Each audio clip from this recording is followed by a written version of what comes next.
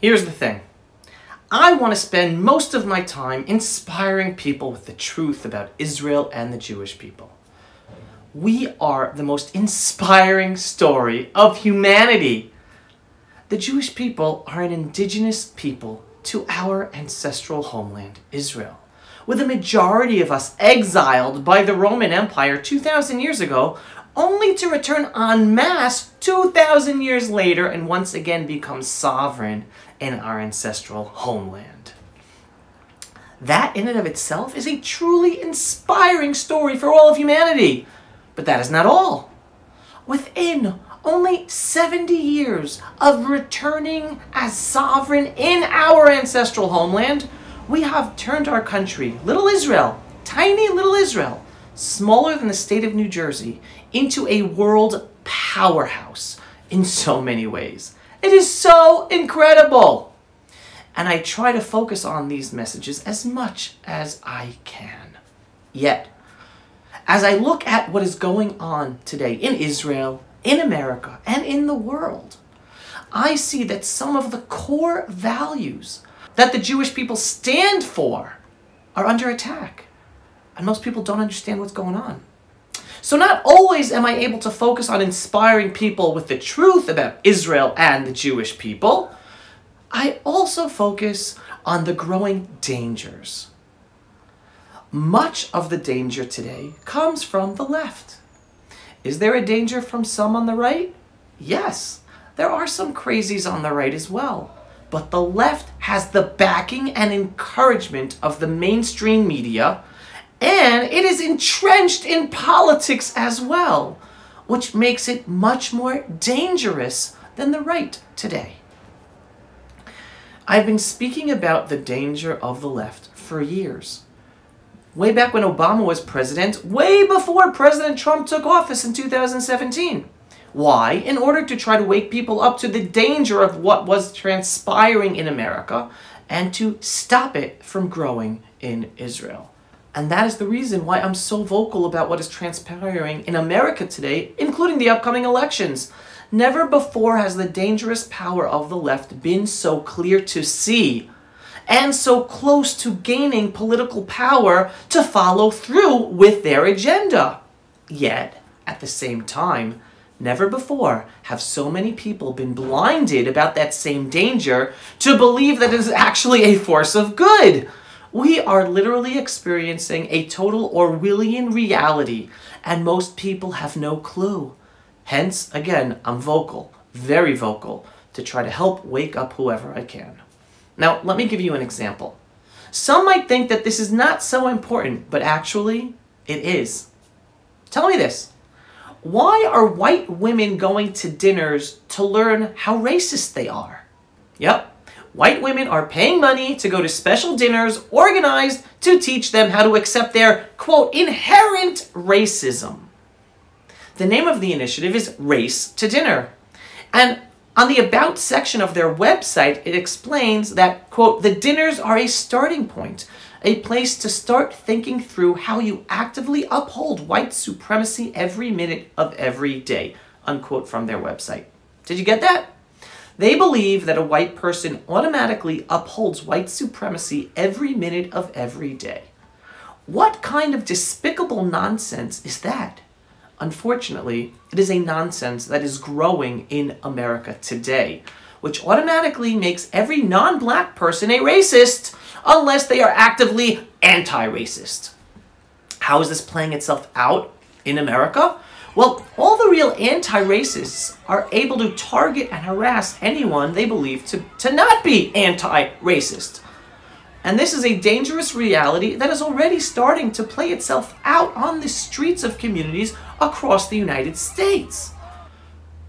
Was there a time when racism and white supremacy were prevalent in America? Yeah, there was, but not today.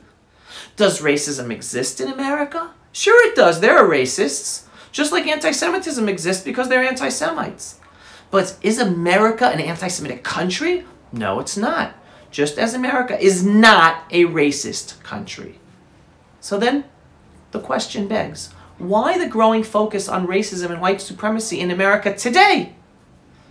Because it has to be understood, It is an agenda that is out to destroy liberal and free America as we know it. Those aren't my words. Those are the words of journalist Bari Weiss, former New York Times op-ed editor, in a recent article, Stop Being Shocked. Understand the irony. The struggle for anti-racism is basically racism, because it is totally based on a person's race. That is exactly what racism is. You don't fight racism with racism. The way to fight racism is to no longer place emphasis on a person's color, but on their character and skills. That is the way one should fight racism if they truly cared about fighting racism. Most whites are not racist or white supremacists. Yet the anti-racist movement sweeping through America today, in universities, schools, corporations, and through all aspects of life in America, is making everything about race. Again, that is racism. The acceptance of this agenda that anyone who is not actively anti-racist is a racist and that all whites are inherently racist is a major, major problem, undermining America and the Judeo-Christian values of America. And most people do not see it. First of all, if America was truly a racist country, then tons of people of all races, including blacks, wouldn't be coming to America in droves, both legally and illegally. So what do these dinners have to do with the destruction of Jewish values in America and the West? And why is this a problem for America, and especially American Jews? So again, Bari Weiss explains exactly how the fight against racism today has morphed to be something totally different. Weiss writes, and I'm quoting her, "Racism is the gravest sin in American life. Who would ever want to be anything other than an anti-racist? And so, under the guise of a righteous effort to achieve overdue justice and equality of opportunity for Black Americans, Kendi, an author she's quoting, and his ideological allies are presenting Americans with a zero-sum choice: conform to their worldview or be indistinguishable from the likes of Richard Spencer." And now I'm adding, and who is to judge if someone or an organization or a corporation is an acceptable anti-racist? Well, the movement, of course, that even wants to use the federal government to enforce its destructive worldview. And going back to Weiss's article, quote, "And just in case moral suasion is ineffective, Kendi has backup. Use the power of the federal government to make it so." And this is quoting Kendi. "To fix the original sin of racism," he wrote in Politico, "Americans should pass an anti-racist amendment to the U.S. Constitution that enshrines two guiding anti-racist principles." Sick, she writes. "Racial inequity is evidence of racist policy and the different racial groups are equals." To back up the amendment, he proposes a Department of Anti-Racism. This department would have the power to investigate not just local governments, but private businesses, and would punish those, quote, "who do not voluntarily change their racist policy and ideas." Now imagine how such a department would view a Jewish day school, which suggests that the Jews are God's chosen people, let alone one that teaches Zionism. It should go without saying that for Jews, an ideology that contends that there are no meaningful differences between cultures is not simply ridiculous. We have an obviously distinct history, tradition, and religion that has been the source of both enormous tragedy as well as boundless gifts, but is also, as history has shown, lethal. By simply existing as ourselves, Jews undermine the vision of a world without difference. And so the things about us that make us different must be demonized, so that they can be erased or destroyed. Zionism is refashioned as colonialism. Government officials justify the murder of innocent Jews in Jersey City. Jewish businesses can be looted because Jews are the face of capital. Jews are flattened into white people, our living history obliterated, so that someone with a straight face can suggest that the Holocaust was merely white-on-white crime. That was Weiss's article, part of it. As Weiss delineates the specific dangers this anti-racist movement is for American Jewry, but it is just as dangerous for all Americans. According to this anti-racism movement, people, organizations, and companies can be punished because they think differently, just because of ideas, whether about sexual orientation, religious beliefs, etc. Once they define something as being wrong, like believing same-sex marriages are wrong, and being an injustice to LGBTQ, etc., then the person who believes that must be punished by the government, according to this anti-racism movement. Those beliefs must be stopped.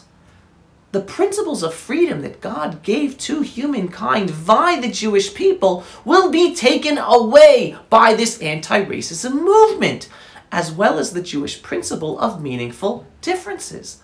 A basic premise that God brought to the world with the Jewish people is that meaningful differences exist. Night is different from day. Man is different from woman. The culture of the Jewish people is different from other cultures. And the land of Israel is different from other lands. All cultures are unique, and all countries are different. We are not supposed to be the same. We are supposed to celebrate our differences and learn from others' differences. Yes, racism is bad and racists should be called out. But anti-racism is also bad, and it also has to be called out. Yet the anti-racism movement in America is growing, and that is dangerous for all of us. America is a country of immigrants, as is Israel, both promised lands. America, the promise of economic opportunity for all, and Israel, the promised land for the Jewish people. The left is now using this anti-racism movement to destroy the freedoms that made America America, and to turn American Jews against their own unique Jewish identity and homeland. And the left in Israel at the same time is trying to destroy those same Jewish concepts that are the bedrock of what makes Israel the promised land for the Jewish people. That is why I am vocal about what is transpiring in America today. Pulse of Israel, frontline videos from the Holy Land. Support our work by donating today.